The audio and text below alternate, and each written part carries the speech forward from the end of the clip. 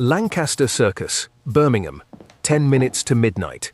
An evening in late autumn, 1938. Station Officer Albert Colson, composite, built from the documented watch practice of Birmingham's interwar fire stations rather than any single named record, stood in the glazed watchroom, facing the street, signing the day watch off and the night watch on. The watchroom register was open on the desk. The indicator board above it sat dark and quiet, its numbered plates at rest. Colson's own eyes went, as they did at the start of every watch, to the same three things: the board, the telephone, and the brass pole hole in the floor above, visible through the open trap door, where the night crew were already changing into the boots and leggings they would sleep beside. This was not a dramatic moment. Nobody was in danger.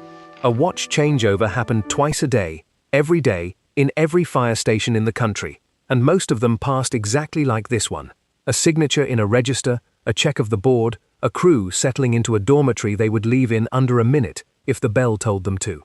That ordinariness was the entire point of the system. The watch existed so that the extraordinary call, whenever it came, arrived into a station that was never anything but ready. At 12:04, the bell rang. Not a fire yet reported to Colson by name, a coded strike on the indicator board, the numbered plates turning to show which of the division's street alarm boxes had been broken. Colson read the number before the bell had finished its sequence. He knew, without needing to check the district book open beside the board, which street that number belonged to, what stood on it, and what the fire risk of that specific building had been the last time the division had inspected it. He did not yet know if this was a fire. He knew everything else about where it was. What did 10 years of standing in that same watchroom, reading that same board, give Station Officer Colson in the 4 seconds between the bell ringing and his first order?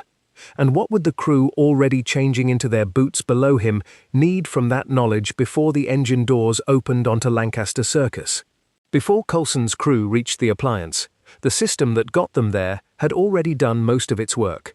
The street alarm box itself was the first link, a call point wired into a closed-circuit network, the kind documented at stations like Ealing, where 60 boxes ran on 8 separate circuits so that a fault on one line did not silence the rest of the district. A Birmingham Division station of this era operated on the same principle: redundancy built into the wiring, because a system that depended on a single working line was a system that could fail exactly when it was needed. The appliance itself was a Dennis pumping engine, the make that would come to dominate British fire brigades for the rest of the century. The specific pump fitted to Dennis appliances of this general type, documented on later F-series machines, delivered 500 gallons per minute at 100 pounds per square inch through a rear-mounted Dennis No. 2 pump, driven off the vehicle's own engine. That output was not an abstract figure. It was the number Colson worked from when he decided, in the seconds after the alarm, whether this call needed one appliance or two, and whether the first line off the reel would be enough, or whether a relay from a second hydrant would already need to be running before anyone reported back to him. The watch system was what made that decision possible at 12:04 in the morning, rather than at 8 a.m. when the station was fully staffed. Crews rotated between day watch and night watch, a rotation documented across British brigades of this period, precisely so that a station was never without a crew capable of reaching the appliance, checking the board, and answering the telephone at any hour a fire could start. The bell, the board, the pole, and the pump were 4 parts of one system. None of them worked without the other 3. Before we continue, if this kind of documentation is what you have been looking for, consider subscribing. Every video on this channel goes into one specific element of the British Fire Brigade between 1900 and 1980. The appliance, the station, the system that got a crew from a dormitory to a street in under a minute, and the knowledge and experienced watch built that no equipment specification could provide on its own. Not spectacle. The documented operational intelligence of a service built to be ready at every hour, in buildings the public rarely saw past the engine doors. What years on the same watch gave Station Officer Colson, the hydrant he didn't need to check twice, the crew that moved before he finished the order, was never in the training manual, and when the integrated control room replaced the station watchroom, nobody wrote down what the change was asking a division to forget. And if you or your family served a watch in a British fire station before radio and integrated control rooms, put it in the comments. What do you remember of the watch room, the indicator board, or the bell that woke the dormitory? Next time, we go inside the National Fire Service control rooms of the London Blitz, where the watchroom model this video documents was tested past its design limits in a single night. Back at the appliance. What the system could deliver was a crew, a pump, and a location, inside a minute. What it could not deliver was the specific knowledge of the street the alarm number pointed to, and that was where the watch's own accumulated experience began to matter. The board told Coulson where.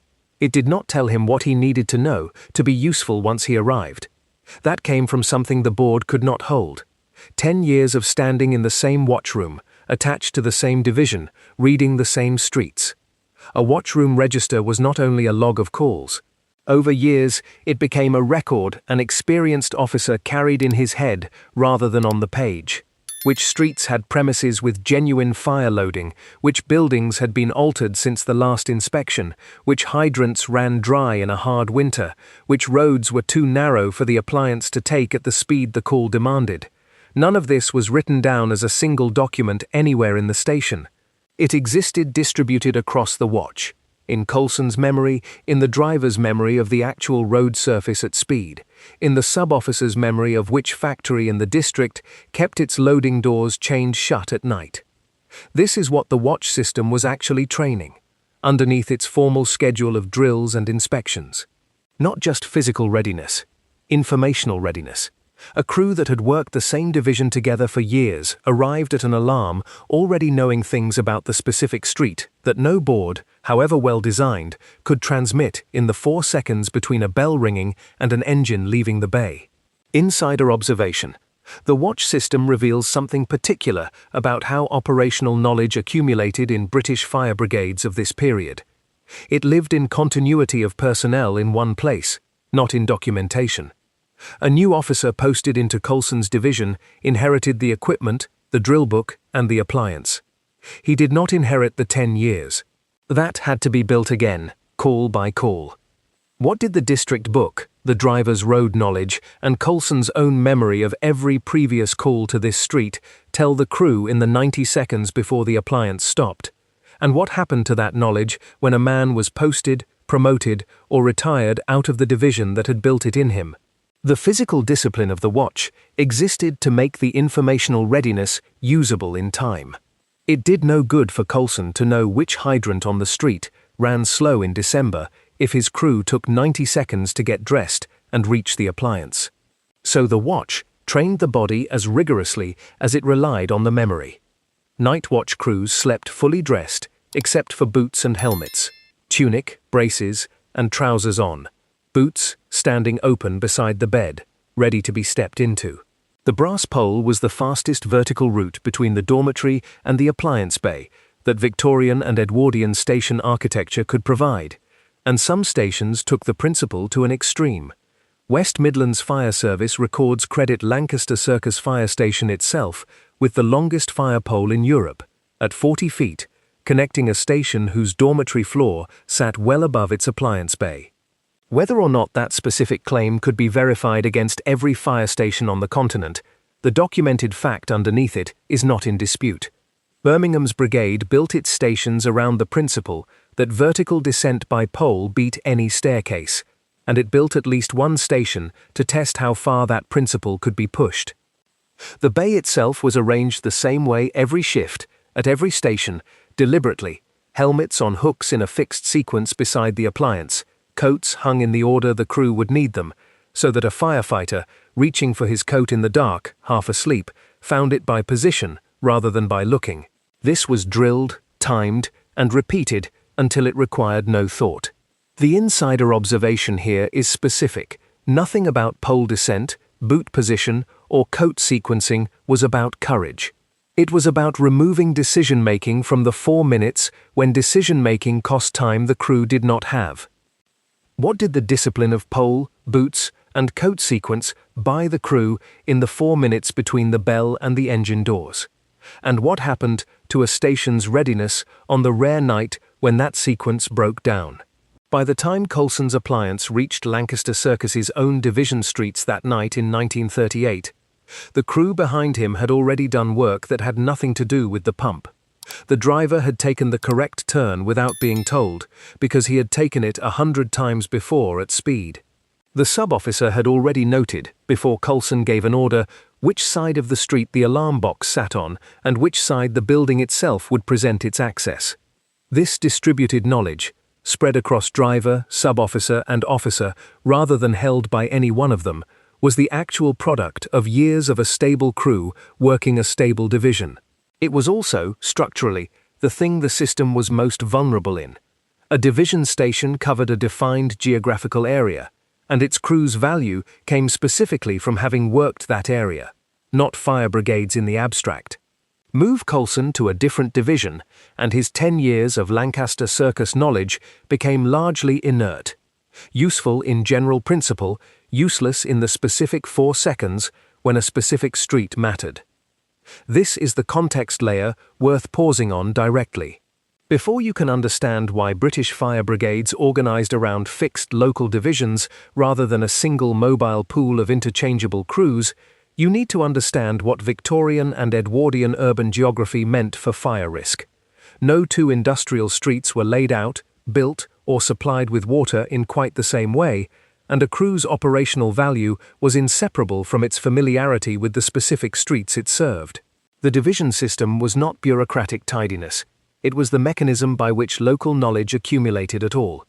What did years of covering the same division streets give a crew that a well-drilled but newly formed crew, however individually competent, could not yet have, and what was lost, structurally, every time a division's boundaries were redrawn or its personnel reshuffled? The watch system was not only an internal discipline, it was a visible, audible institution that the community around Lancaster Circus lived alongside without necessarily thinking about it directly. Children in the surrounding streets knew which building had the engine doors. Residents knew, as ordinary civic knowledge rather than special information, roughly how long it would take an appliance to reach their own street if their own alarm box were ever the one broken. The station bell itself carried both meanings at once for anyone close enough to hear it on a quiet night. Reassurance, because it meant the system was working and a crew was moving, and alarm, because somewhere in the district something had gone wrong enough to need them. A fireman on the station forecourt, checking equipment or washing down an appliance between calls, was one of the more recognizable figures of ordinary civic life in a British industrial city of this period. Not a distant emergency service accessed through a switchboard, but a person whose face and daily routine the neighborhood actually knew. That visibility was itself a form of readiness, though not one that appears in any drill schedule. A community that could recognize its local crew, that knew roughly where the station was without needing to be told, was a community more likely to raise an alarm promptly rather than waste time deciding whether a fire was serious enough to bother the brigade with. The watch system's value did not stop at the station wall. It extended into how quickly and confidently the surrounding streets used it. What did it mean for a Birmingham street in 1938 to know its local station and recognize its crew by sight? And how much of the system's actual speed, in the end, depended on a public that trusted it enough to call promptly rather than wait and see? The system had a limitation Coulson understood as clearly as its strengths, because he had lived inside it long enough to see where it broke down. A single appliance station, like many of Birmingham's smaller divisional stations of this period, could not answer 2 simultaneous calls. If Lancaster Circus's own engine was already committed to a call across the district, the next alarm from within that division had to wait for an appliance to travel from a neighboring station, and every additional minute of travel time was a minute of fire that had not yet been attacked, continued to grow. This was not a hypothetical risk. Coverage gaps, streets and districts positioned at the outer edge of a station's practical response radius, produced measurable, documented patterns of greater fire loss, because the watch system's whole value depended on speed, and speed depended on proximity. A station's location within its district was, in this sense, an urban planning decision with a direct safety consequence. Funding, staffing, and equipment levels correlated directly with the fire protection standard the surrounding streets actually received. The watchroom's own limitations compounded this. A single watchroom, staffed continuously but by a small number of personnel, managed the indicator board, the telephone, and the register simultaneously with no support technology beyond what the board itself provided. And even the driver's road knowledge, the asset the whole system depended on, had a hard limit. New drivers required months of route familiarization in a division before their knowledge matched the crew around them, and until then, a temporarily under-strength crew was operating with one fewer piece of the distributed knowledge the system relied on. What did it mean for a factory worker or a family living at the edge of Lancaster Circus's coverage, rather than close beside it, to depend on the same watch system that served the streets immediately around the station, and what was the actual cost, in minutes, of that distance? The system Coulson knew in 1938 did not survive the following decade unchanged. The Second World War forced the most significant reorganization British firefighting had ever seen. In 1941, the National Fire Service merged all 1,638 individual local authority brigades, Lancaster Circus's Birmingham Brigade among them, into a single body of roughly 60,000 personnel, organized nationally into fire forces, divisions, columns, and companies. For the duration of the war, the localized, decades-built division knowledge that men like Coulson had spent careers accumulating had to operate inside a structure built for mutual aid across the whole country, not just one city's streets. When the war ended, the pendulum swung back, but not all the way. The Fire Services Act 1947 dissolved the National Fire Service and returned fire protection to county and county borough authorities, but consolidated the patchwork of pre-war local brigades into just 135 peacetime brigades nationally, and gave the Home Secretary, under Section 19 of the Act, the power to fix national standards that applied across every one of them. The watch system Coulson had learned informally, station by station, was now operating inside a framework, with a genuine national flaw beneath it for the first time. This is where the context layer matters directly. Before you can understand what the 1947 Act actually changed for a station like Lancaster Circus, you need to understand that Britain before 1938 had no legal requirement outside London for any local authority to maintain a fire brigade at all. Some areas ran combined police and fire arrangements of wildly uneven quality. The 1938 Act began correcting that. The Blitz tested what correction had and had not achieved. The 1947 Act was the settlement that followed. Local control restored, but with a national standard underneath it that no individual watchroom, however well run, had ever been required to meet before. What did returning to local authority control in 1947, after 6 years inside a single national service, actually restore to a station like Lancaster Circus? And what had the years under the National Fire Service already changed that no return to local control could fully undo? By the 1950s, the specific system that had trained Coulson was already beginning to change underneath him. Radio communication, adopted progressively across British brigades through the decade, reduced a station's dependence on the fixed indicator board as the sole channel of alarm information.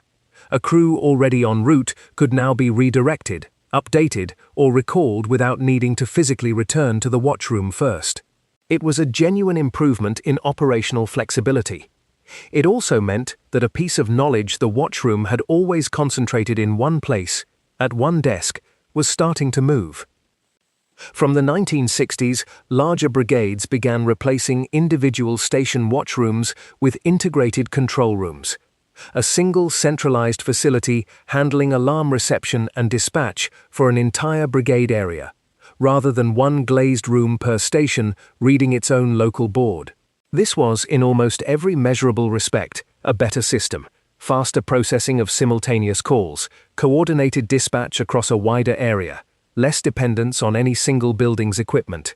It also meant that the specific station-level intimacy Coulson had built with Lancaster Circus's own streets, the board he read without needing the district book beside it, the number he recognized before the bell finished ringing, was no longer where the alarm was actually received or interpreted. That recognition moved to a control room officer who covered a far wider area and could not, by the nature of the job, hold the same granular knowledge of any one division's specific streets that Coulson had spent a career building. If this channel is going to keep documenting what British fire stations and their crews actually knew, not the spectacle of the fire, but the discipline, the memory, and the system that got a crew from a dormitory to a burning building in under a minute, subscribe. There are more stations, more watchrooms, more brass poles measured against each other for bragging rights, and more district books that no training manual ever formally required, but that every experienced crew relied on anyway. What years on the same watch gave Station Officer Coulson the hydrant he didn't need to check twice, the crew that moved before he finished the order, was never in the training manual, and when the integrated control room replaced the station watchroom, nobody wrote down what the change was asking a division to forget. And if you or your family served a watch in a British fire station before radio and integrated control rooms, put it in the comments. What do you remember of the watchroom, the indicator board, or the bell that woke the dormitory? Next time, we go inside the National Fire Service control rooms of the London Blitz, where the watchroom model this video documents was tested past its design limits in a single night. Lancaster Circus Fire Station itself did not survive as an operational station into the era of the integrated control room. Brigade records place its closure ahead of the wider station rebuilding programs of the following decades, its 40-foot pole, real or reputed as the longest in Europe, gone with the building. What the integrated control room gave British fire brigades: faster multi-call handling, coordinated area-wide dispatch, and a genuine reduction in the operational cost of the coverage gaps that had once meant real minutes and real fire loss at the edge of a station's radius. What it removed: the specific, station-level knowledge that a fixed crew built about a fixed set of streets over a career, the number recognized before the bell finished ringing, the hydrant that did not need checking twice, the coat found in the dark, by position rather than by sight. The new system did not need a Coulson to hold that knowledge personally. That was, in almost every operational sense, an improvement. Nobody had asked the watchroom what it knew before it was switched off for the last time.